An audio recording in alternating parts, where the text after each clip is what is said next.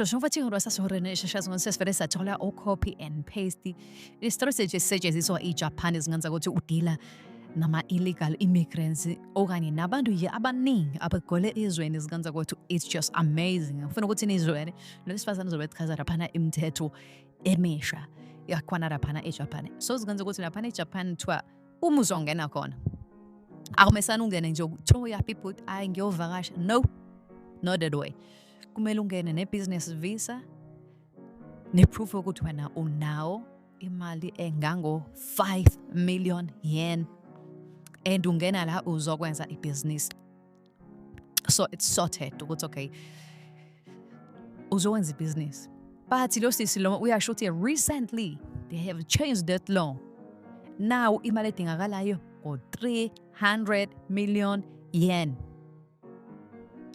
Angazi ka noma ngithe yen noma ngithe euro but eJapan kusetshenziswa ama-yen i-currency yakhona. So kufanele uze ne uzokwenza ibhizinisi sicela ukuthi ube nemali engango 300 million yen.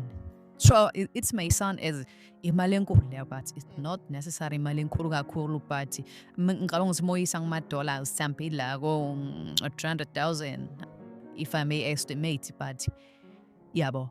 But lonto le I think it's a very good idea nganda ukuthi because izovimba nabantu abavisana basuka nje but ay say South Africa sporekile say South Africa uyayibona sayizonethini ethile sporekile and umuntu ufika nje la akanalutho enze izinto ezwrong azathola imali azabe millionaire umuntu azadlula kanti lapha nafana uvela ufike so zingenza ukuthi lento lena ivimbe entweni eziningi ukuthi cause ngeke uzuwenza ubugebengu like obuphethe like you're already a millionaire boss ufika nje vele la so vele uyi-millionaire so alindeleke ukuthi wenze izinto ezobugebengu nakhona. So I think this is one of the strategy namanye amazwe including South Africa mhlawumbe angayisebenzisa uma ukuthi vele anenkinga nabantu bokufika abaningi. So it is orange le video lena zingenza ukuthi usengandeka kona nami ngomlomo ukuthi bade ngifuna ukuthi sibeklike ukuthi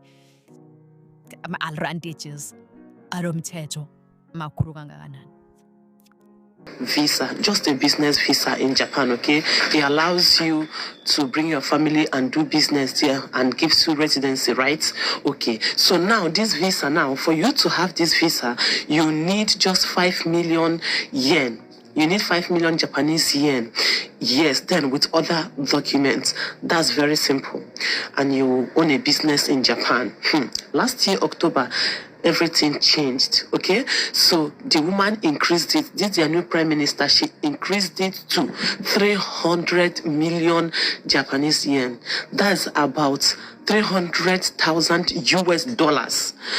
So something that they were doing before with just 30 to 31,000 US dollars is now almost 300,000 US dollars. She no finish for there. She can't say before you can own this business, you must have